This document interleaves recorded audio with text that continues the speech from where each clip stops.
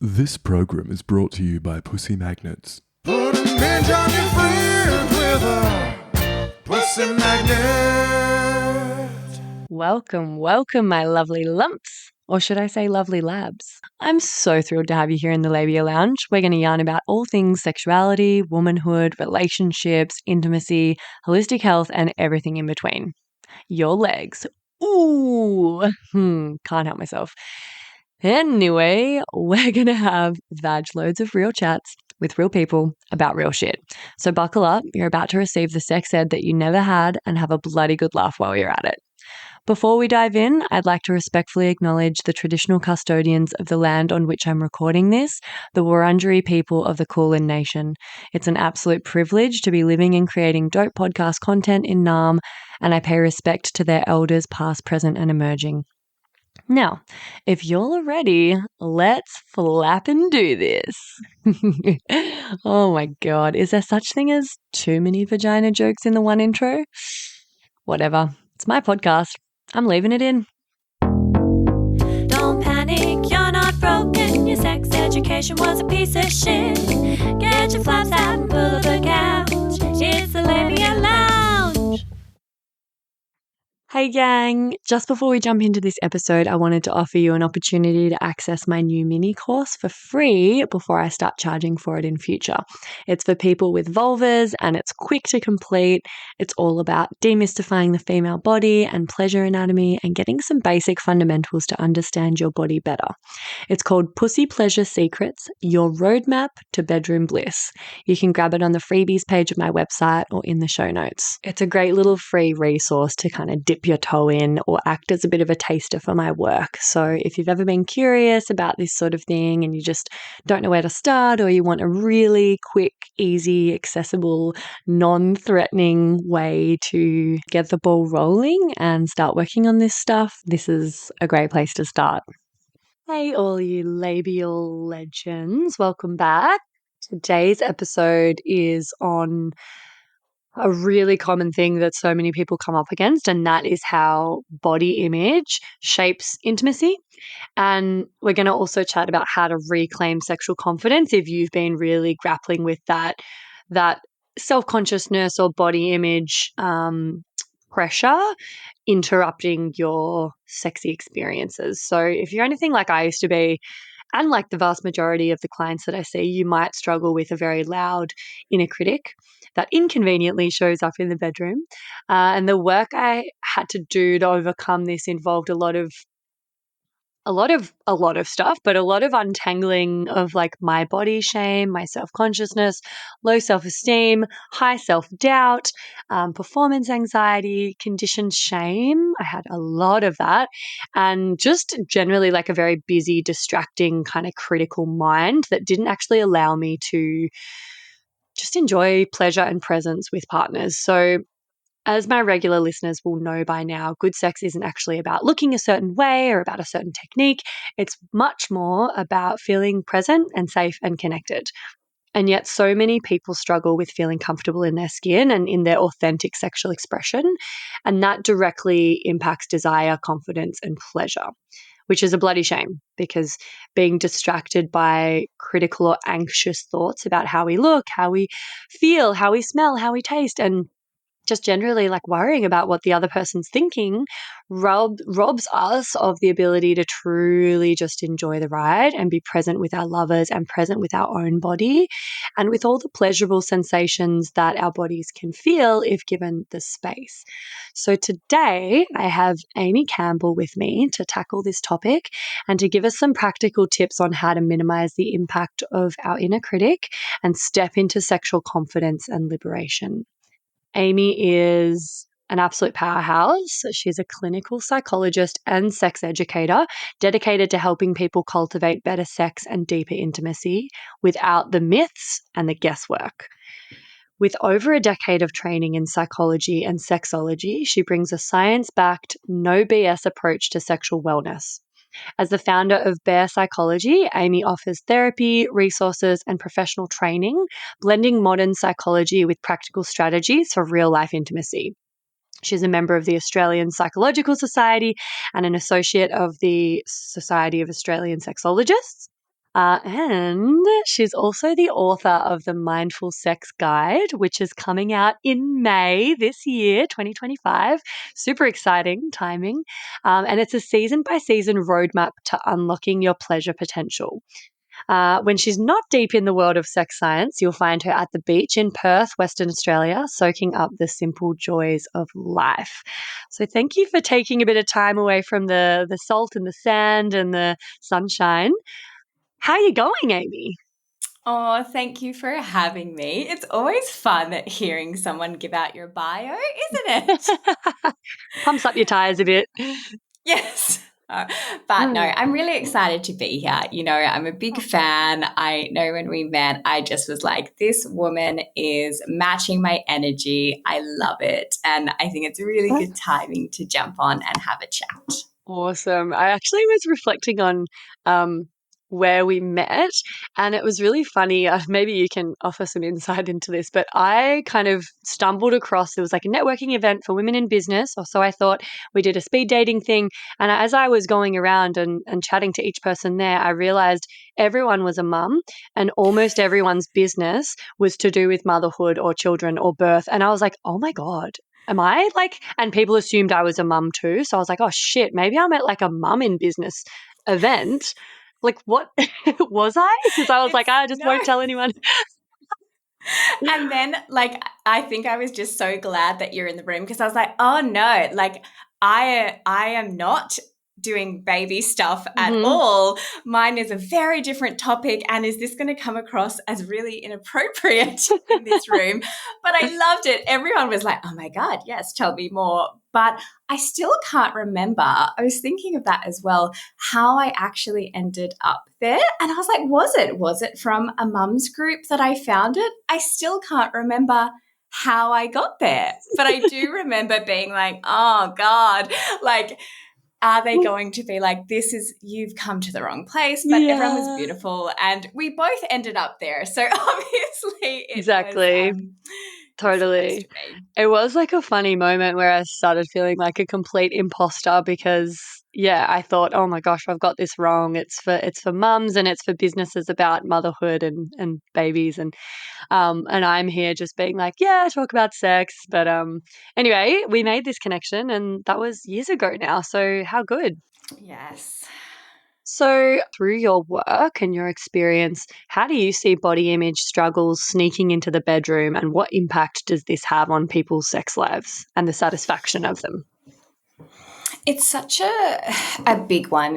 In fact, I would say, I'm trying to think if there's anyone that I've actually worked with that this doesn't come up in some form for them, right?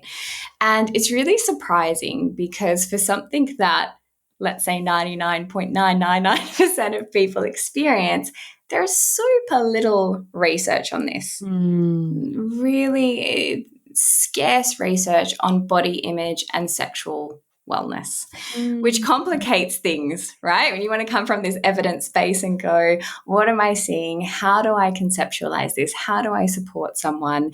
And the research is going, right? So I guess I always sort of pull it back to what we do understand in the research. And this is the pattern that I see play out all the time. So our brains have like these two biases that are super helpful, but when they show up here, not so helpful. So we are, by design, looking out for negative things, right? What's the saying? Like, our brains are for survival, not to make us happy. And so we're constantly more prone to looking for the negatives. So when it comes to body image, we're not looking at the parts of us that are great. Our bodies and our minds are really focused on what is not going so well or what's a negative about me. So I see that a lot. And then we have this other bias, the confirmation bias, that goes, what I believe I'm going to see more of, and I'm going to find evidence too. So what I see a lot of is like this worry that someone has. So maybe it's, my thighs are too big, or I'm too big, or my vulva does not look how everyone else's does. And then they have all this confirmation bias stuff that is confirming that. And it's like this fucking loop that they get stuck on. And then, well, like we were never supposed to be in a world where we could compare this much. Right? So there's too much that they can find and compare, and half of it's bullshit. Yeah. Right? They're comparing these bodies to things that are not even real. So then they're on this cycle, and then two things I see will happen. So either avoidance. So when they're in that discomfort, and it makes sense, right? You go, I'm feeling bad about this thing. I'm finding all this evidence to confirm it. So I'm going to avoid. I'm not going to get undressed, or I'm going to have all the lights off, or I'm not even going to lean into pleasure practices, right? I'm just going to avoid. Or it's, I'm going to go through with it, but I'm really fucking stressed and like I'm white knuckling. And so then the experience they have is not pleasurable. Stress and pleasure, not good friends. So then there's more confirmation bias and more negativity bias. And I just see this circle play out so often. Oh my God. And I was just thinking as you were speaking, like if we're feeling self-conscious and lacking confidence and self-worth based on our physical appearance because we're constantly comparing ourselves to others in the media, we're being taught, especially as like people socialized as women, that our worth is very attached to our physical appearance, then of course we're not going to be able to be like present and enjoying receiving and being in our own pleasure because we'll be stressed and sort of critical of ourselves and almost what do they call it? It's so close. When we're like watching ourselves, spectatoring. Oh, just spectatoring. Great. Now I've lost my train of thought. Classic. Great. Good start, Freya. We either, are in that space or avoid it. And then, of course, like maybe to compensate for that, feeling like we're not worthy, we're not fuckable, we're not sort of, pulling our weight in terms of being as attractive as the airbrushed person or the AI generated image or the labiaplastied porn star. We then throw all of our energy into like making sure we please our partner and do all the right things to try to, be an amazing lover, even though we are fugly, and just this is, I guess, the thought process that I hear of a lot. And so sex becomes so much about what we can offer the other person because we're feeling like we can't offer a lot in the physical appearance department. And that really skews the whole experience, right? Yes. And then you see this like checking behavior start to form, right? So partners are consistently checking in. So they're not really looking at their own pleasure. Exactly what you're saying. I'm checking in, or I'm trying to check in with my body. I'll hear a lot of, sometimes I might practice in front of a mirror so I can check in. What does my body look here? Can I move in this way? Can I be naked in this way? And this consistent checking in behavior actually builds the anxiety, right? It's again confirming I can only do this if all these things go right. And not only is that not pleasurable for the person themselves, but on the receiving end, that constant checking in of like, am I doing this right? Are you happy? Some ways can be great, but too much of it can also feel really stressful on the other side of like, oh, do I have to also perform in a certain way? Yeah. I mean, and we already have like issues around, needing to people please and self-sacrifice in order to be worthy and earning our keep because, if you have been brought up as a woman, that's what's being conditioned into us. So I just had a thought, have you heard this it's a statistic that often comes up, I find, when people are talking about the porn habits of men versus women, heterosexual men versus women, and they're like, yep, when like women watch a lot more same-sex porn as like hetero men do. And then this statistic comes up where people talk about how there was a study that showed when a woman and a man are having sex in front of a mirror, the man is looking in the mirror at her and she's looking at herself. And I think that's used to kind of go, yeah, because like women are attracted to the female form, blah, blah, blah. But it just occurred to me like, oh my God, maybe that's the case sometimes. And then other times it's because they're so self-conscious and they're checking themselves and they're looking to see what he's seeing and curating, his perspective of her by like making sure she's holding her body in a certain way and then letting the inner critic run wild. Like, do you think that that's actually what's going on a lot of the time rather than her just appreciating her female form? Yes, it's so interesting because I have always interpreted it in that way. It's so interesting to hear another perspective and why we need more research into this, right? But yes, I've always sort of saw it as, and particularly a lot of women will use porn as sex education, right? So yes, she's watching, going, how do I move? What does that look like? What do I do? And in the same way, yes, I think in that statistic of she will watch herself, a lot of the time I would see and I would hear from my clients, it's that checking. Am I okay? Does this look okay? Even, extending to making videos, the man will view it in typically a very different way. Whereas for someone who's socialized in that way, it's, can I check that I looked how I thought I was going to look?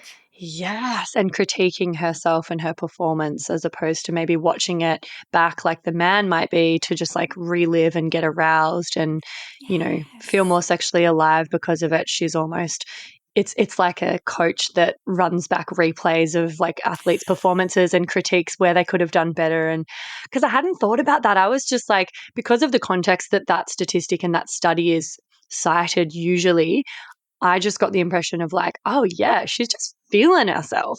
But actually that might not be the case a lot of the time.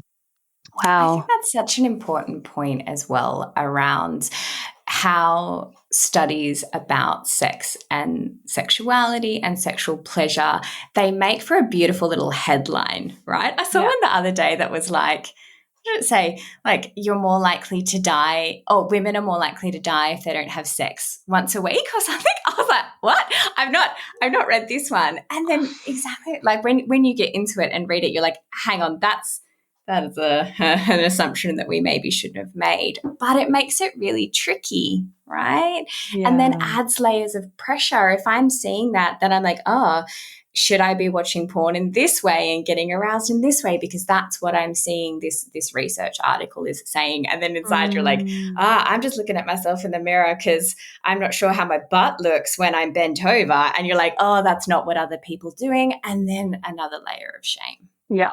Yeah. And comparing and feeling as though we're coming up short when compared with how everyone else is, doing it and feeling about it. So yeah. And that's, the beauty of resources like this, because just normalizing talking about it allows for everyone to realize they're not alone, they're not the only ones having this experience, and starts to chip away, or at least remove some of the power that shame has over us. So I want to ask about I want to get into how to actually help this, what can be done about it, but I'm really curious, how do you feel about it when people alter their appearance and change their body in an attempt to feel more confident and like more present in the bedroom, or perhaps just feel more worthy, more lovable, dare I say more fuckable? Yeah, in terms of cosmetic procedures, surgeries, potentially just all the different ways that we can alter our appearance to conform to sort of beauty standards. Like, what are your feelings and thoughts on that when women do that so that they can feel more confident and therefore more present in the bedroom? I think there's two big feelings that arise for me here. One is like, it completely makes sense. Yeah. Right? I can understand it, and I can really feel why it's so popular. And I think there's, another layer of that in a consumer-driven culture going, it doesn't make sense to fix the problem unless we have to pay for it, right? So one part of me is like, it just makes total sense. I understand that cognitively. I'm like, yeah, okay, I understand how you've arrived there. And then there's this other part of me that really feels such a deep level of grief. Like I can feel it. It's such a funny thing, but I'm getting emotional even as we talk about it. And particularly when I might see people after the fact, because it typically, from what I have seen, doesn't work. It doesn't solve the problem because, mind blown, it was never that in the first place, right? So whatever procedure, whatever they've done tends to never be enough. And then they're feeling worse. And so I just have this massive sense of grief around this is what we are pressured into almost. Yeah. And it's heartbreaking. Yeah. Yep. I feel really, really similarly. And I have, an episode on beauty labor and all of this sort of stuff with an amazing guest called Jessie Neelan. So I'd really recommend people jump onto that episode. It's around like beauty privilege and the amount of like beauty labor we do just to be, seen or treated in certain ways. And I feel like I completely get it. I so understand. There's no judgment. It's like actually just no surprise that this is where we're at. And also deeply sad and deeply ragey. Like I am so mad. It is so unfair that like this is where we've been pushed to like spend more money, go through more pain, spend more time and resources, especially women when we're already paid less and we already have less capacity because we're holding 80% of the mental and emotional load in a household and we're sort of up against it already. We are definitely more oppressed and, in terms of like equity, just disadvantaged compared to men. And yet we spend an insane amount of money and time and our limited resources on just trying to keep up with the Kardashians and like look certain ways in order to feel like we even deserve love and pleasure. And like we can keep a partner or we can attract a partner. And yeah, there's so much sadness when I think about 18-year-old me who went and spent years getting thousands upon thousands of dollars of laser hair removal because I was so bullied about being hairy and I was so unacceptable and unattractive for a woman. And it was excruciatingly painful. It took a lot of time and petrol. It took a lot of money. It just, it detracted from my capacity in all these ways. And that was just to feel even marginally okay to have somebody touch me or have the lights on in sex. And that was, that was probably the most extreme thing I did, though I was definitely considering things like boob jobs. I was considering all these things, but luckily for me, it was at a time where that was less normalized and less accessible. There wasn't this all, all the injectables and all of the BBLs and stuff. And I also just sort of luckily stumbled across a certain subculture and community of people that really helped me like recognize my value outside of what I looked like and move away from those sort of procedures. But I was so deeply insecure and I just feel really, really sad when I think about how young I was and from such a young age just desperately wanting to change so much about my appearance. And so I completely understand and I have so much compassion and empathy for all of the women that do this. And I'm so fucking mad that we feel the need to. And in saying that, like someone asked me the other day if I regretted doing it. It's something that I think I would do it again because at that time I don't think I could have. It was such a bridge for me to get to a place where I was even comfortable enough to be touched and slowly get more confident with my naked body. And I think either it would have taken me many years longer if I hadn't have gotten rid of my like body hair, my like pubes and stuff. But yeah, and it was it felt, at least at the time, like a necessary step. And now I wouldn't make the same decision from where I'm at these days, but I really don't regret doing it because it was a huge like stepping stone for me, and it allowed me to gain the confidence to even start doing the work on my sexuality and going to the the retreats and the trainings and having sexual relationships with people and practicing new tools of self-acceptance. So it's really complex. Like, it actually helped me a lot, but I hate that I had to do it. It's really nuanced. And there's almost like a gaslighty part to that. I'm so glad you speak to that experience, because often there's like the other side of like the toxic body positivity that's like, you should just be happy with. Like, so now, of course, now like you shouldn't have had the laser. And it's like, but actually, let's not gaslight women or anyone for that matter, in that it does matter. It shouldn't matter. But let's not tell people it doesn't.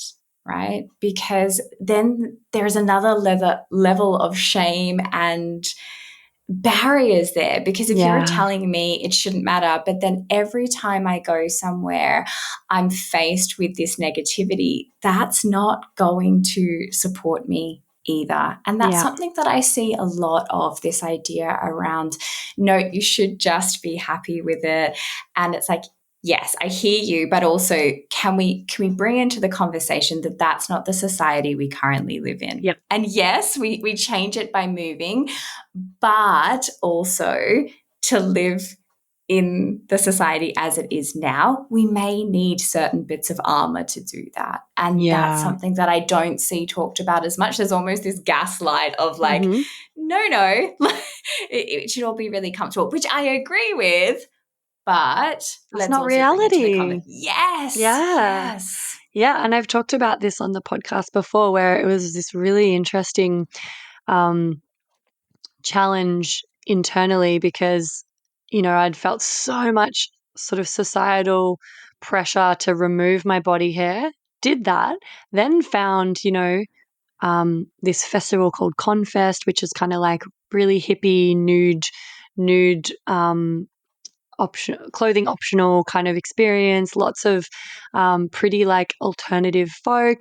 And I started making all these friends that were very like empowered in their body and had really hairy legs and big bushes. And I'd find myself in these environments having a little skinny dip in the river after sort of finally getting to a place where I was comfortable in my body because I'd removed my body hair, and then feeling judged for not having a bush and not having hairy legs, and feeling as though I wasn't like shanti shanti enough, and that people were sort of thinking, oh God, she must be so like insecure and she's not a real feminist. And, it's not that anyone ever said that to me, but in my mind, I was then feeling societal pressure from a whole other angle that made me feel guilty and sort of silly for removing my body hair. Like that said something about me that really went against this new identity I was trying to kind of lean into, where I was, empowered and feminist and all this. So you kind of can't win.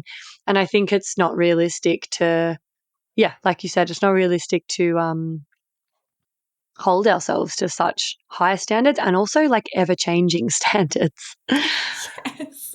And I think this is where, understanding what your brain is doing in those moments sometimes provides some relief in itself, knowing that the comparison is happening on automatic, right? As at any time you're in a group of people, you are automatically going to compare yourself. Like you said, it wasn't necessarily something someone said, but your brain is constantly looking out for, am I going to fit in? Am I going to be safe? I know you've talked about this lots on the podcast, but that idea of like, it's our caveman brain, right? Back in the day, there was only like 10 other people, and if we didn't fit in, we were dead. But now we're not comparing to like the 10 people in our tribe.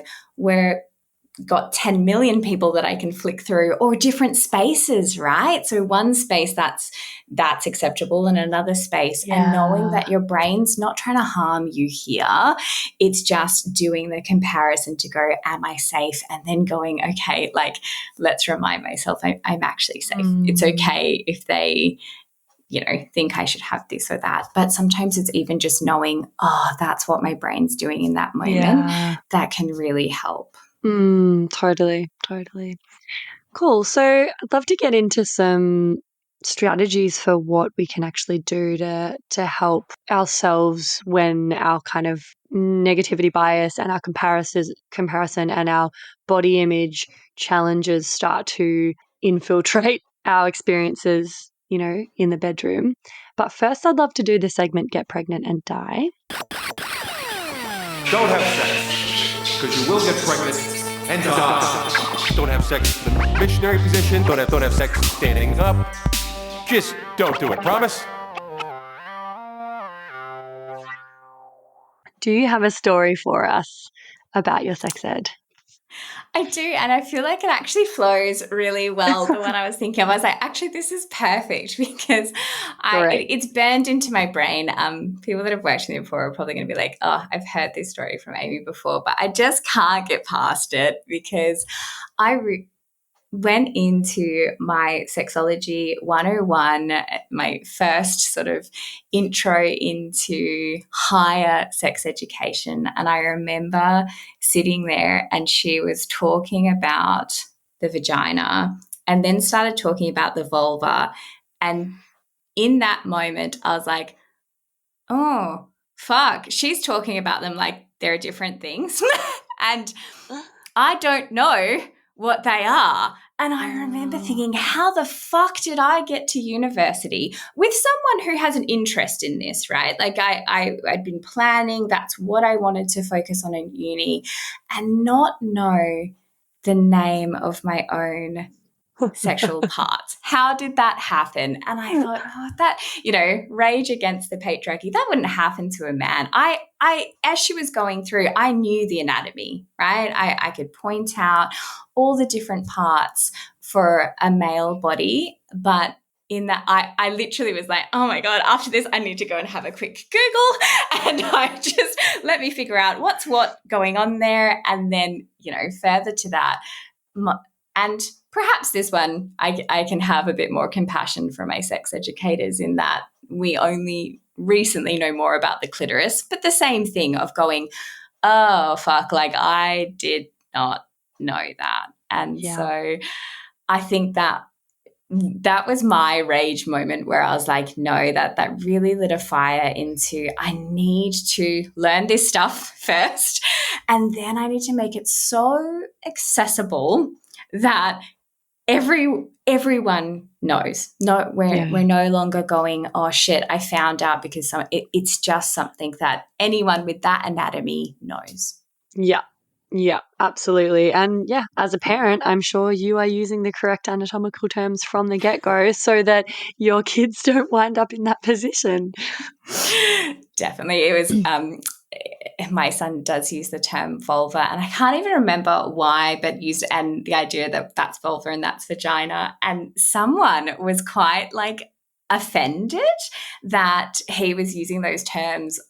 He was quite young, and being able in that moment to recognize the shame that's associated with using those words. I hadn't quite seen it until I saw that moment, and I was like, I reckon if he had said penis or something, it wouldn't have had the same shock value. But everyone at that play date sort of went, did he just say that? Wow. And recognizing even now that is still terms that people find really hits their shame button and really confronting. So the more we can use them, the better. Oh my God. That makes me so sad that, and it's just the reality, but even if you do all the things you can at home, they're still going to go out into the world and potentially get shamed for things like that. And anyway, thank you for sharing that. That's a great Get Pregnant and Die. That's quintessential. So let's tackle what to do about it if your body image struggles are really creeping into the bedroom. Where do we start? What are your best tips? Hey, baby babes. Sorry to interrupt. I just had to pop my head into the lounge here and mention another virtual lounge that I'd love you to get around. It's the Labia Lounge Facebook group that I've created for listeners of the potty to mingle in. There you'll find extra bits and bobs like freebies, behind the scenes, or discounts for offerings from guests who have been interviewed on the podcast. There'll also be, hopefully, inspiring, thought-provoking conversations and support from a community of labial legends like yourself. My vision for this is that it becomes a really supportive, educational, and hilarious resource for you to have more access to me and a safe space to ask questions you can't ask anywhere else. So head over to the links in the show notes or look up the Labia Lounge group in Facebook and I'll see you in there. And now, back to the episode. What I often hear is people want the confidence, right? So it's like, or even when I'm looking at resources online, it's like sort of how to get the confidence so you can go in the bedroom. But it's a bit of a conflicting idea in that we build confidence from doing the thing, right? I'm not going to be confident in something if I'm not doing the thing. And so laying the foundation that it's okay for some of this to be uncomfortable and it's okay to sit in some of the discomfort as you're moving your way through. And maybe your big goal is confidence, but it's all right if it's not there yet. And I think perhaps as a society, we have become, and I'm including myself in this, but we're really resistant to any level of discomfort now, right? Yeah. Even that before I eat something, I can Google and make sure it's going to taste good. Like there's no surprises for me. I can figure everything out. And when we're living in a space like that, it can be really hard to sit in even the neutral feelings, right? Yeah. And so I guess I want to disclaimer with that is it's okay to have a bit of discomfort as you're working through this stuff. And then I think the thing that really helps is being able to notice what is going on in your brain, notice the thoughts and detach from them a little bit. Notice what their purpose is. Notice why they're showing up in that moment. Sort of being able to create a new story around them. When our thoughts are just on autopilot like this, they almost feel like the truth, like it's reality, and being able to take them out and go, why is this here right now? And like the conversation we've just had together now, being like, oh yeah, I can see how that's come from here and here and here. And so in that moment, you can go, oh yes, that's my comparison thought, or yes, that's my I should look a certain way thought. And once we're able to do that, once we're able to almost see our thoughts as like a mental sensation, right? We can notice them not as reality, but as something that's showing up and it's eliciting a response in us. And then the magic in that is then you have the ability to move to a different sensation. So if you can notice your thought as like this mental sensation, you have the ability to then move your attention. And practicing this outside of sex, outside of pleasure, being able to go, can I check in with my body, notice what I'm feeling, almost like a skill. So then the confidence builds. And then when you're getting in there, instead of going, oh my God, my thighs are way too big here, you can notice, yep, that's my comparison thought. I can notice that as a mental sensation of, oh, that one's sticky, right? And then I can come back and go, what can I notice about my thighs? You know, maybe they're touching together. Maybe they feel a bit of pain. Maybe if I move them in a certain way, they're going to feel better. And all of a sudden, you're in this space where you can lean into what your body's feeling rather than going, how do I change this? How do I get out of this? How do I move it? You're actually in a space where you're going, how do I work with this? How do I change and move? Beautiful. Something that reminded me of was something that I used to do a lot, and I'd love to hear your thoughts on this, because when you're mentioning, okay, I'm noticing these critical thoughts about my thighs, I'm comparing. That's a shitty sensation. How can I make my thighs, how can I notice things about them and make them feel better? I might like move them. That might feel better. That sort of sparked a memory in me where I would have those thoughts. I'd feel self-conscious. I'd feel hideous. I'd feel yucky. And that was uncomfortable.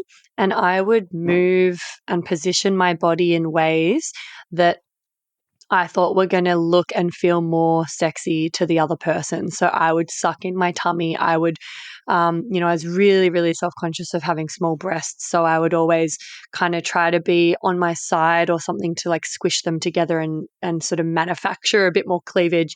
Or I would tweak my nipples to make them go hard because I was really self conscious of what they were like when they were soft. I would arch my back so that it was going to, and all of a sudden I'm completely curating everything about how I'm holding my body for the other person. But that is making me feel a little bit more comfortable in the scenario because I care so much about what the other person thinks. And then all of a sudden, yeah, I'm doing everything for the other person. And in a way, that's for me because it makes me feel slightly less uncomfortable with how self conscious I am. So it's this like vicious cycle, and we're not really following our pleasure. We're not really actually following what's going to feel better for us from a perspective of pleasure, but what's going to feel better for us from a perspective of lessening the self consciousness and the criticism that we're noticing running in our minds.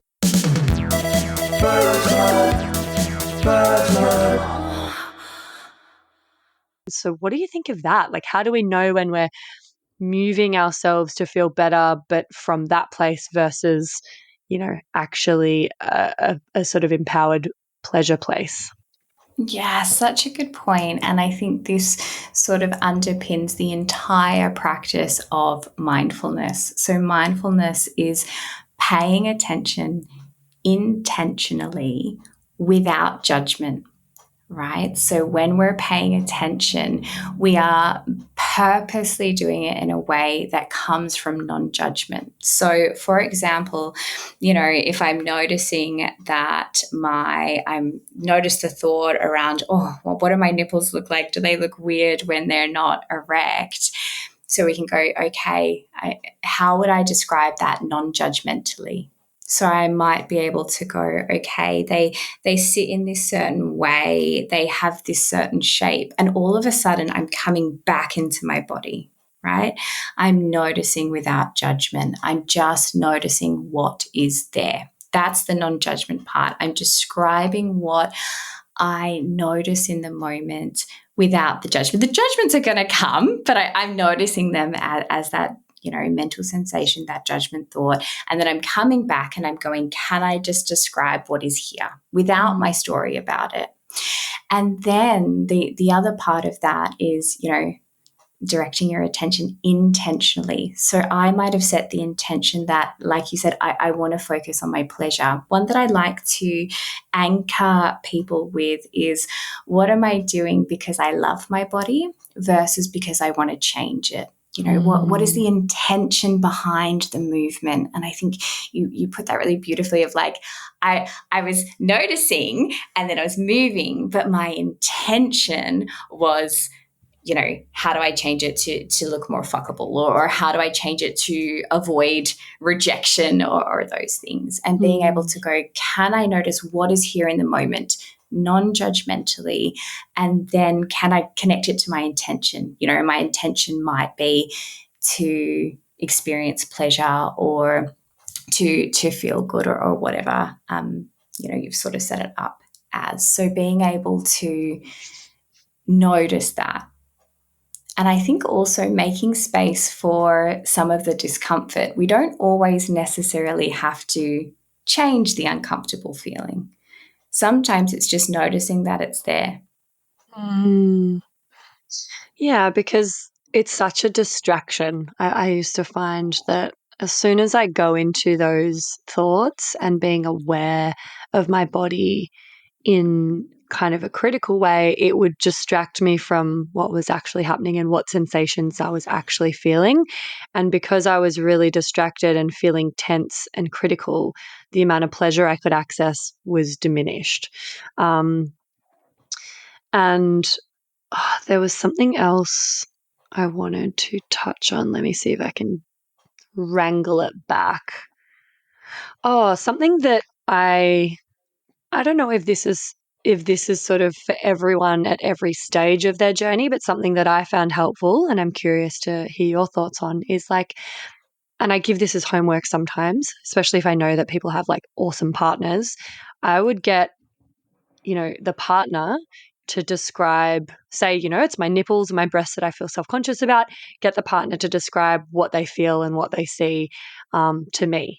And then I'd, one, hear their perspective, which was never as critical as my internal dialogue.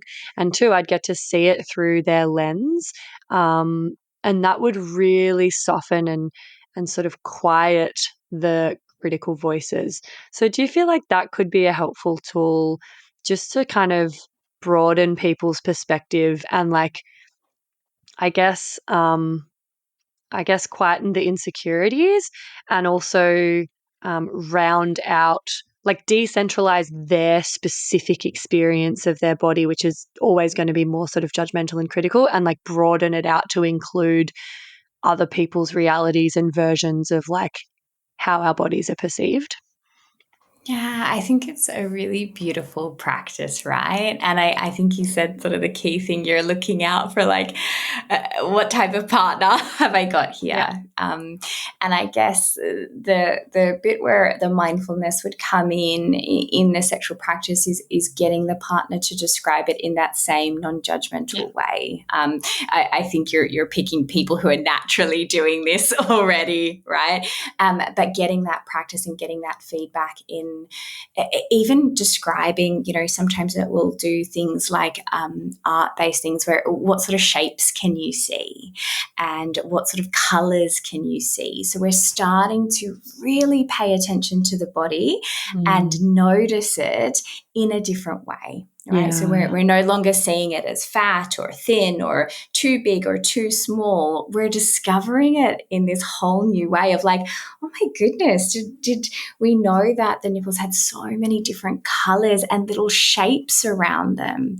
And so that's, I think, a really beautiful one to bring partners into for that reflection piece of, if I'm finding it really hard to find myself, can they reflect that back? And or even doing it on your own, being able to go, can I set myself a little, and I particularly when it comes to the vulva and the labia, there's so much shame and we have so many expectations around what it should look like. Being able to look at it from a completely different lens, can you see it as different shapes? Can you see it as different colors? When you're touching it, can you just describe the sensations without the pressure, right? Not necessarily even in the intention to feel pleasure, but just, can I notice everything that's there? And I know this is a big part of your practice with the mapping. And so being able to get people to detach from these stories and thoughts and see and be in their bodies in a different way, to discover them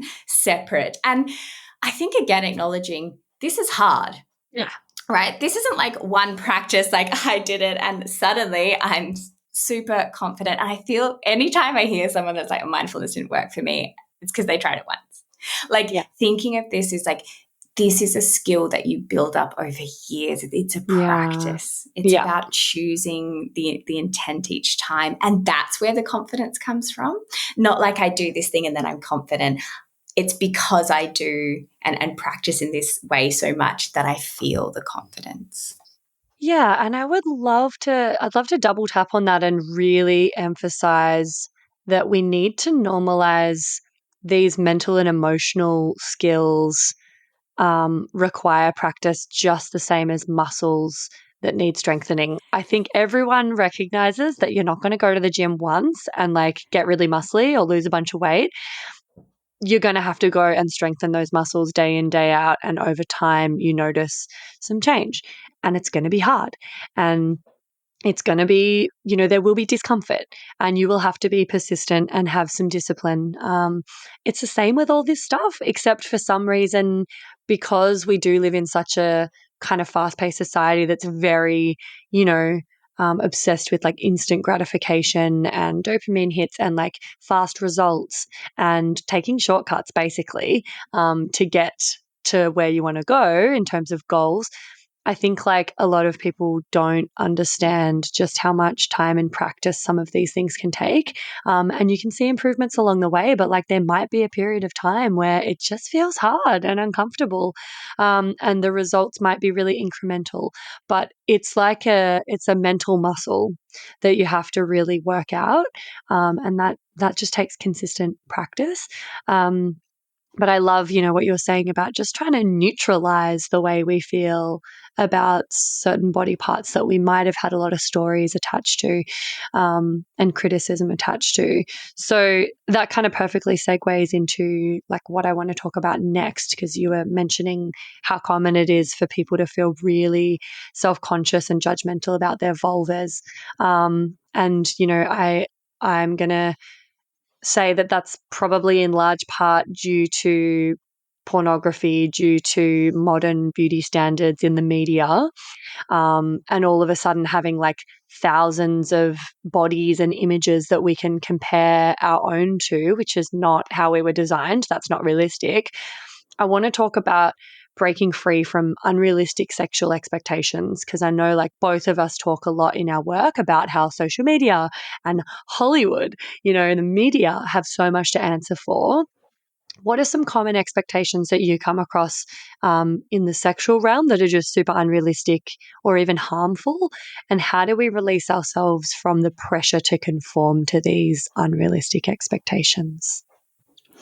I think you're right. It like segues straight in because I think a lot of what I see is this idea that it's almost like sexual perfectionism. So it's like sex is supposed to be pleasure from go to woe. It should never need work. If it needs work, if you're doing it wrong, and that it should just be 100% easeful and absolutely no one needs to talk about it, because if you're having really good sex, right, it just magically is intuitive and happens. Mm-hmm. And that's probably the story I see most. And it's this idea and getting out of our heads that sex is perfect. And I think this comes to we don't want to sit with discomfort anymore. So we don't want there to be discomfort in initiating sex. We are not used to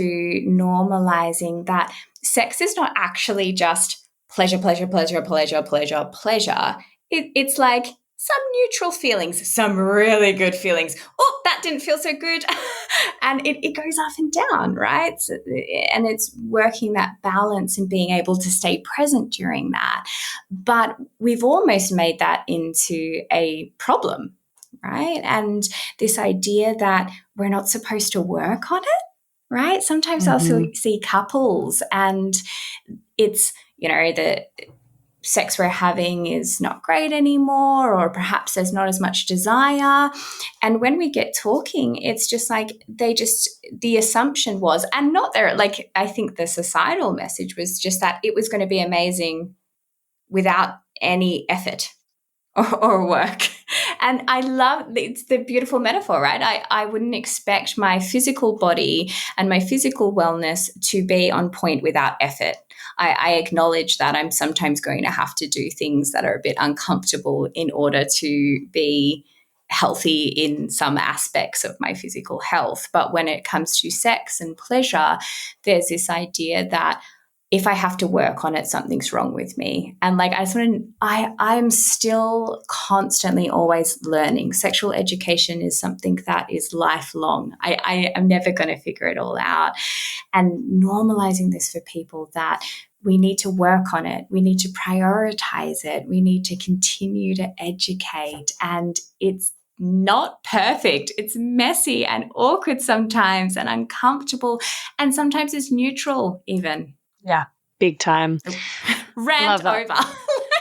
I'm here for it. I'm living for it. I feel like I got on that rant on the reg because I mean pleasure, orgasm, all of this, mindfulness, they're learned skills, they actually don't just come innately. Like, yes, sex is natural, but it doesn't mean that we know exactly how to do it straight away. Walking's natural. We still had to learn to do that with lots of practice. So this whole kind of expectation that like you should just magically know exactly what you're doing because it's so natural and so primal and you just intuit exactly what your partner needs and what your own body needs and it will just happen. Like that is such bullshit. And it's so harmful because then everyone's just trying to live up to these completely unrealistic and, dare I say, impossible expectations of their bodies and of their partner's bodies. And then we're comparing ourselves to a fucking like fable. That's just not a thing. So, yeah, and then there's things like some other sort of expectations that I come across a lot. Are like, women are just going to be able to pump out an orgasm really quickly from penetration alone after like 5 minutes of making out. That's a really standard kind of one. I'm sure like men also have their own set of expectations placed on them around like lasting for ages in the bedroom, being able to maintain a rock hard erection for a long time without, you were saying sexuality, it really ebbs and flows. There's ups and downs, there's twists and turns, and erections aren't designed to be full capacity for a prolonged period of time. The kind of firmness and sort of engorgement of an erection ebbs and flows. There is fluctuation in all of this, but we're kind of just expected to perform on cue, get an erection, keep it as long as, required to pump out a bunch of multiple orgasms from your female partner that should magically just know how to do that. And then, you're less of a man if you can't do that or whatever, which, there's so many things that we're expecting our bodies to do on call to produce results and tick boxes and get to these goals that are so overemphasized, just this emphasis on orgasm being the be all and end all and penetrative sex being sex, the only kind of sex that matters. So yeah, there's a lot of like really unrealistic expectations that have crept in and are now so normalized as the kind of standard. And I'm constantly trying to dismantle those. And on that note, I would love to, because we have really similar opinions on this, and I'm trying to bring it more into my work, but I want to hear your take on why the word foreplay is pretty due for retirement, because I agree, but it's really tricky when clients use that word so commonly and it's so universally understood. It's hard to replace it with anything else that people are going to kind of understand. I sometimes say core play, but yeah, like give me your rant about why you hate the word foreplay or the concept of foreplay. Excuse this quick interruption. I'm shamelessly seeking reviews and 5-star ratings for the potty because, as I'm sure you've noticed by now, it's pretty fab, and the more people who get to hear it, the more people I can help with it. Reviews and ratings actually do make a big difference to this little independent podcaster. And it's really easy to just quickly show your support by taking that simple act of either leaving 5 stars for the show on Spotify or even better, writing a written review and leaving 5 stars over on Apple Podcasts. Or if you're a real overachiever, you can do them both. That would be mad. If you're writing a review, though, just be sure to use G-rated words because despite the fact that this is a podcast about sexuality, words like sex can be censored and your review won't make it through the gates. Lame. Anyway, I would personally recommend doing that right now while you're a member just to get on top of it and let me know you're with me on this journey. Thanks, gang. Enjoy the rest of the epi. In itself, it just doesn't make sense, right? And I hear it's really hard because it's how we all as a community, as a society, understand sex. No one is going, what is foreplay, right? We all understand it, but it gives the impression that there is something that comes before and then there is the event. And when you talk to people about like, well, if that's the that's the before, what is the actual event? What are you calling sex? It tends to be penetrative sex, or if that's not part of their sexual repertoire, then it tends to be an orgasm. And those are very tiny, brief moments. Right? Even if you're really practiced in Tantra, maybe you're having a beautiful 5-minute orgasm, but in the realm of things, they are small, right? Penetration, maybe a couple of minutes, orgasm, similar, much less if you are living in a male body. So this idea that sex is this tiny moment and everything else before it is just in the lead up to that makes no sense. Foreplay is the whole part. That's the bit that feels really good and pleasurable, right? That is sex. And so often I just want to get rid of it altogether. And I'll start there by going, well, what are you calling sex then? If that's the foreplay, and I'll often hear tends to be she needs, but sometimes he, needs more foreplay. And unpacking what that means, why wouldn't everyone want much, much more of the pleasurable thing, of the thing that's feeling really good? But you're right in that we're in this rush to the end point, which it's a bit like sleep. The more you focus on getting to sleep, the less likely you are going to sleep because your body goes into fight flight because you're panicking about it. And I think you said this before, in that when you were in that fight flight stage, your muscles were very tight. You can't really experience pleasure. So the more we focus on getting to the end, the less likely we are to have that be the conclusion. But what if everyone as a society went, what if just this intimate moment of touching for pleasure was sex? It wasn't the beginning to the moment. All of that counted.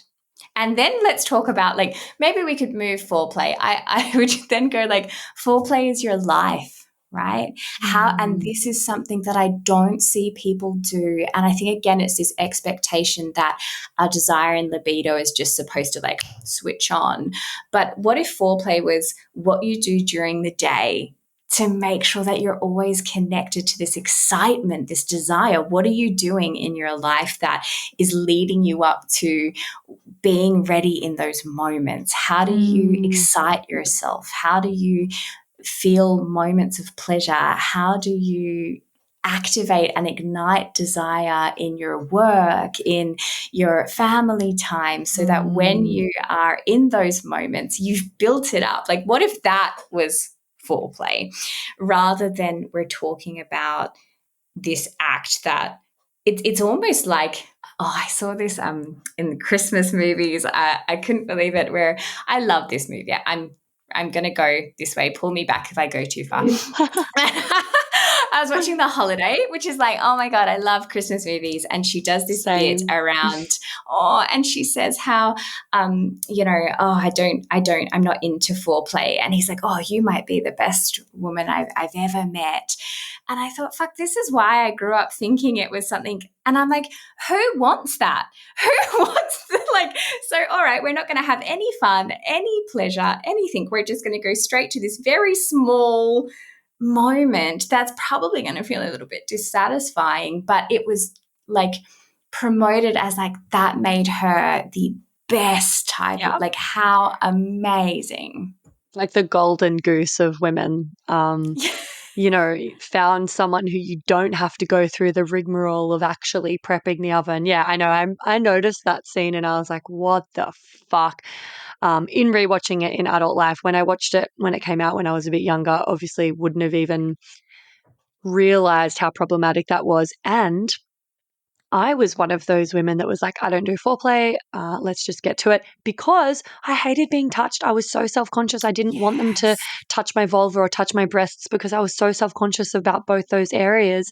And I never let anyone go down on me. I was horrified of that. I didn't want them touching my genitals with their fingers because they could actually feel more of what was going on. And I was so self-conscious of my pubes. And I also was terrified of sucking dick. So I just didn't do foreplay. And I was like, cool, we know why we're here. We're going to make out. And then dick in vag. That's that's what's happening. And that used to really surprise the men that I was sleeping with. And I didn't have any moments. Oh, I mean, maybe I did. Maybe I had moments where they were like, oh my God, awesome. But yeah, for me, it was coming from such a place of deep insecurity and discomfort with my own body and with those sexual acts because I had so much shame to work through. And so, yeah, of course, then the penetrative sex I was having was like, yeah, often painful, often numb, often just, yeah, not great because I hadn't sort of actually had enough time and pleasure and relaxation to build my arousal and my engorgement so that penetration would feel good. And my day-to-day life was not about keeping the fires burning and experiencing small and large moments of regular pleasure in day-to-day life on all sort of fronts. It was like discipline, deprivation, self-loathing, So everything you just said is very, very relatable. And that's kind of why I got into this work. And I would love to like wrap up with asking you, because it's this again perfectly sort of segues into my next question. And I want to ask, like, for you and with everything you've learnt through your studying and your work, what the secret to feeling more confident and present during intimacy is.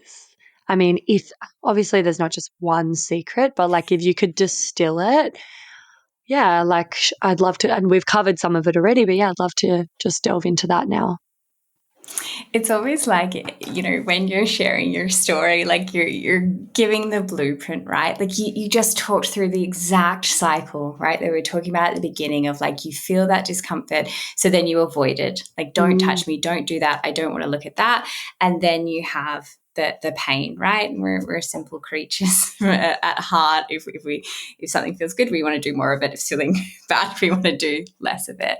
And then so you get stuck in this cycle. And it's only when we take it out and start talking about it, start leaning in, start bringing this into open spaces, that then we start. And I hear you often talk about the work. And while I don't want to preface it as like, the work and you've got to do the work or you're not doing well, is that it's leaning in and going, how can I prioritize this for myself? If there's one secret, and there's not one, but if there was one, it was, can you prioritize your pleasure? And I think that would sort of grab into everything we've talked about. Can it be a priority in your life? And I think, I might have missed that when we were talking around like what builds that confidence, because we were talking about some really beautiful partnered exercise, but making sure that this is not just about someone else. This is about you. Even if you choose to never have sex with someone ever again, can you prioritize your own pleasure? Can you touch and explore your body? Can you show it the love, attention, and prioritize it feeling good? Not all the time, but can that be something that you work on and that you care about just as much as any other aspect of your health? Yeah, massively, massively. That's such good advice. And it's something that we're really actively discouraged from doing in an embodied way and encouraged to do in a really disembodied way that disconnects us from ourselves and our body and our energy and our sexuality. It's like we're really pushed in the direction of finding pleasure and getting those dopamine hits from quite synthetic, unhealthy ways that are addictive and make money off us. And we're really discouraged from connecting to our bodies and finding like an inner source of that kind of pleasure and contentment, and becoming, I guess, someone, I can't remember who it was, but described it like being a self-sourcing pudding. We want to get to being self-sourcing.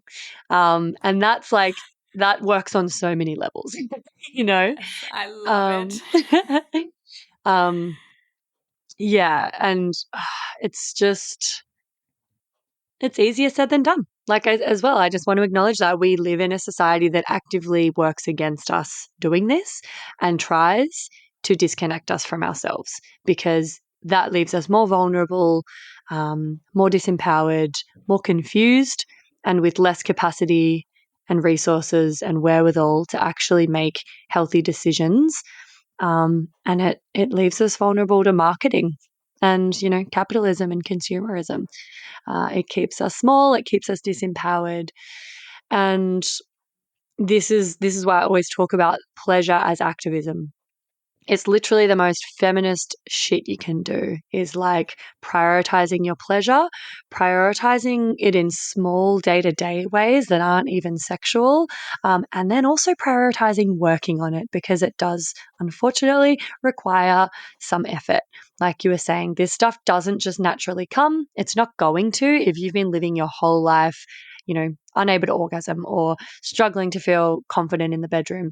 That is no accident, and that is not just going to come good one day without some effort on your part. And it sucks because it's pretty fucking unfair that you even feel that way in the first place. But that's just the reality. And so, taking matters into your own hands and empowering yourself by taking some action steps and putting in some effort to working on this is like the best possible thing you can do. And you can start so small, like you said, with just the day-to-day little moments of leaning into pleasure and prioritizing that. And something that I like a really accessible way for me, and this might be really tricky, especially if people have had eating disorders or some sort of disordered eating or thinking around food and body image. But food is one way that I like really savor pleasure and allow myself to have pleasure. And I find that there's a big correlation with people who have had eating disorders and a lack of ability to orgasm or feel pleasure or be embodied, because that sort of deprivation of pleasure, like not allowing ourselves to have pleasure over and over again when we don't eat that thing, or we, it really disconnects us from our body. And therefore pleasure is harder to access in sexual ways as well. And it's more complex than that. But, if you're practicing the art of experiencing and savoring pleasure without judgment, without guilt, without, feeling selfish or indulgent or critical, then that is a muscle that you're exercising, and it will get easier and easier to just receive pleasure and allow pleasure in the bedroom without blocking it because of all of these patterns that are inbuilt from, depriving ourselves, judging ourselves, curating ourselves. Anyway, that was a bit of a rant. But do you have anything? I'm here for it. Great. We'll definitely do the segment TMI. I want to get a story out of you, but do you have anything to add to that before we wrap up? Because I just said a bunch of words. Look, I think in that, and just remember, like, you're not alone in this, right? Like, we've both said many times today of like how often we see this, and I will put my hand up and say I'm in the ring with you, right? I'm not sitting over here going, oh my gosh, I can just always embody pleasure, I never look at my phone. Like these things are designed to make us want to lean out of our bodies and lean into these things, even when I know this and I'll see something pop up, like you were saying before, the quick fix, and it's hitting every part of my brain that goes, oh yes, like I want that thing. And so you're not broken, right? The system is broken and we're all in it. And it's about noticing when you're slipping up and pulling yourself back, putting yourself in spaces where this is supported and normalized, listening into this podcast and being able to go, I've got these spaces where I can reset. There's something wrong with you. You don't need to fix anything. We're all in this together. Love that. So beautiful. Thank you. Hey, me again. If you'd like to support the potty and you've already given it 5 stars on whatever platform you're listening on, I want to mention that you can buy some really dope merch from the website and get yourself a Labia Lounge tote, tee, togs. Yep, you heard that right. I even have Labia Lounge bathers. Or a cute fanny pack if that'd blow your hair back. So if fashion isn't your passion though, you can donate to my Buy Me a Coffee donation page, which is actually called Buy Me a Soy Chai Latte, because I'll be the first to admit I'm a bit of a Melbourne cafe tosser like that. And yes, that is my coffee order. You can do a once-off donation or an ongoing membership and sponsor me for as little as 3 fat ones a month. And I also offer one-on-one coaching and online courses that'll help you level up your sex life and relationship with yourself and others in a really big way. So every bit helps because it ain't cheap to put out a sweet podcast into the world every week out of my own pocket. So I will be undyingly grateful if you support me and my biz financially in any of these ways. And if you like, I'll even give you a mental BJ with my mind from the lounge itself. Saucy. I'll pop the links in the show notes. Thank you. Later. So now it is time for me to harvest a juicy story from you. Before we wrap up, do you have a TMI story for us, Amy? TMI, we love it. TMI, we love it. When I was looking at this, I was like, I don't know that I think of anything as TMI. But there was one that I did think of, and I thought it's something, and again, it's very serendipitous today. I feel like it's going to fit in well with what we were talking around. Is I do a lot of work now, and I do see this a lot more in social media, or perhaps the social media that I'm hanging out on is starting to get to know the vulva and the vagina, starting to normalize her, starting to see her as this beauty. But what I don't see a lot of is after birth. That still seems to be the ew, yuck, it's going to be awful, it's going to be horrible, I don't want to look at it. And there's not a lot in that space of going, what is that like? What are the changes? What is the beauty in that? It's still seen as a bit of a yuck. Let's not talk about it. Put on your diaper and move on. And I have a story of my own experience in this. I was very lucky I shouldn't say lucky, I found her and made sure that we connected, but a midwife who took me through this journey of really loving my vulva and vagina at a time where I didn't know what to do with it, right? I was very confident with doing mirror gazing, exploring, and then after birth, I ended up giving birth on all fours, which had I known beforehand is very prone to tearing. So I had a tear that was stitched up. And when you're in the hospital, they're not talking you through anything. It can feel very disembodied, right? I was definitely watching from above there, disconnected. And then it's, you're all put in, you're focusing on the baby. And I remember having a conversation with my midwife a few days later, and she was changing the dressing. And I said, even with everything I'd known, I was like, oh, is it awful? Like, is she just trashed? Like, is it just like everything that all those myths that I could easily go cognitively, no, that's not true. I just felt in that moment like, oh, I'm so disconnected.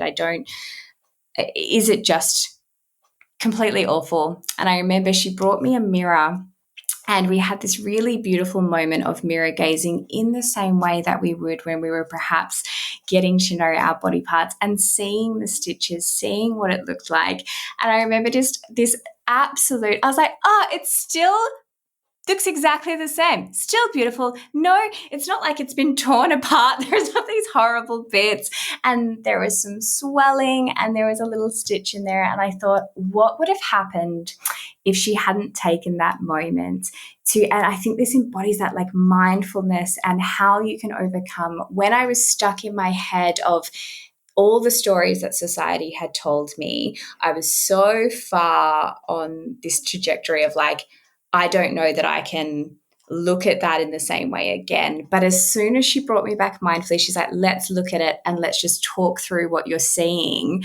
I was able to go, oh, okay, this is what's actually there. And I don't think we talk about this a lot. I think I still see it as a bit of a joke, right? Like, and women telling the joke of like, oh yeah, I was ruined afterwards or it was awful. And I think, can we get embodied in this after time where a woman's sexuality is still there. Yes, it might not include having sex if that's not a part of that journey in those early days, but she still is this being, right? This mother has been born, but she's still, and we still have a role to educate and talk about what's happening to our sexual parts, our bodies, our sexuality during this time. And I feel like it is still a bit like, oh, that's too much information. You know, I don't want to hear about the stitches. I don't want to hear about what was swelling. It's almost seen as like, if you don't have any of that, like you did well, right? You did better, rather than going, oh my God, what a magnificent part of your body to do this really cool thing, and looking at it quite in awe. You know, I think, you know, you might break an arm or something. You're like, oh my gosh, look what's happened to my body. But when it comes to that, it's like, oh my gosh, if anything is going on, don't talk about it. And then I think this leads into complications. This is where women are then, you know, 2 years later only going to the doctor, and the doctor's like, oh my God, like, how long have you been living with something that it could have been addressed or fixed or taken care of? But I can see how it would have happened in that cycle again, because I was in it. I was about to go, oh, fuck, I'm avoiding this now. And luckily having someone in that moment to take me through the journey that I take others through. She's like, nah, we're getting the mirror. We're doing a little session. And I think that doesn't happen very often. And I don't know, it wasn't a conversation that was welcome in my mother's group, right? Yeah. I'm not hearing it talked about. Wow. Yeah, it's so crazy because it's such a commonly experienced thing to go through. And yeah, the fact that we're not talking about it is super wild. Sort of reminds me of, well, two things. One is often, yeah, people are so in that avoidance and they're so afraid of what they're going to see and how they're going to feel when they actually get a mirror out and have a look. This is regardless of whether they've given birth or not. But, you know, mirror work, yoni gazing, pussy gazing, it's a bit of an exercise that I'll commonly give, and people are desperately confronted and triggered by it and will often put it off for ages. And then when they do it, most commonly they're like, I don't know what I was worried about. It's not as like scary and hideous as I expected. So there's that. And then a bit more relevant to your story, I did a training called Internal Pelvic Release Work with a beautiful midwife, Fiona Hallinan, and our group, our training group, we came up with like a name for our WhatsApp chat thread, based around this thing. It's a joke, or I can't remember the origin, but you know, it's when men or partners of women giving birth have described it as watching their favorite pub burn down. Have you heard that? Unfortunately, yes. Yeah. And that's just so, you know, that's exactly kind of, that's so problematic. And then we're so afraid of like what's going to happen, what it's going to look like. It's just going to be totally shredded, and you know, consequently our husbands, our partners aren't going to be attracted anymore. We're all of a sudden hideous, and our pub, you know, their pub has burnt down. There's so many things wrong with that. But as a bit of a tongue-in-cheek joke, we called our WhatsApp chat thread "Save the Pub," because, you know, internal yeah, because internal release work can shorten active labor. It can really help the pelvic floor. It can kind of save your vagina a little bit. And so, yeah, we called it Save the Pub because we were just like, that's, you know, a hilarious way to kind of, yeah, I guess, humorize. I don't think that's a word. Yeah, this really problematic kind of toxic way of looking at birth and what it does to the body. Yeah, that just felt relevant as you were speaking. And I think that that's maybe another part of my TMI story, being able to have, and this is where, like, you know, it really helps to have these conversations, bring it out, like we were talking before, have that partnered work where you are looking at each other's bodies with the same sort of mindful intent.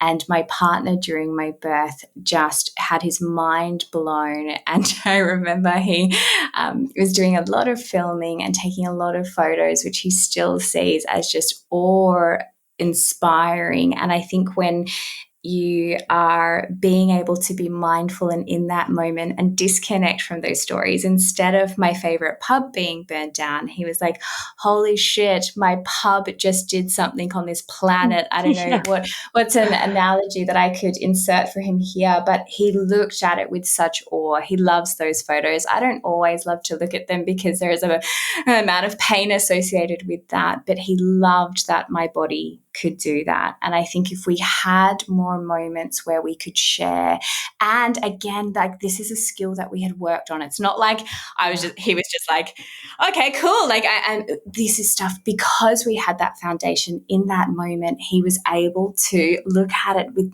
that non-judgmental, that curious, excited way. And I remember his experience of it being very different, being able to look at it and go, holy moly, like that was incredible. I think he would be highly offended to hear or think of it as pub being burnt down. I'll have to ask him like an analogy, but I remember it was a sense of awe. I don't know, like my pub just started like throwing out fireworks. I don't know, like it was just like, oh my God, like did you know that you did this? I was like, yeah, babe, I felt it. I know, but just this, oh my God, I can't believe this has happened. And then also being able to reflect back, right? When I was in that moment of, oh gosh, I don't know what this looks like, or I don't know what this is going like, being able to reflect that back and really mindfully, rather than being stuck in that story of, it's ruined, my pub burnt down. Yeah, big time. Fuck yeah. We've covered so much ground. I really appreciate your time and your expertise, and I feel so aligned with you on all of the things we've spoken about. I hope it was, really helpful for people and insightful and gave some practical tips. And I'll pop the links to your work in the show notes, Amy, and your book will be coming out in like a month or two from now. So pretty soon. I'll definitely, I think you were maybe going to see if you could arrange like a pre-sale discount code for us. If that does happen, I'll pop it in the Labia Lounge Facebook group, and a link to where people can buy this book and pre-order. I just really appreciate this whole chat. It's been incredible, and I love, you speak with so much expertise and sensitivity and empathy and just understanding. I feel like that was really clear and really empowering for people to hear.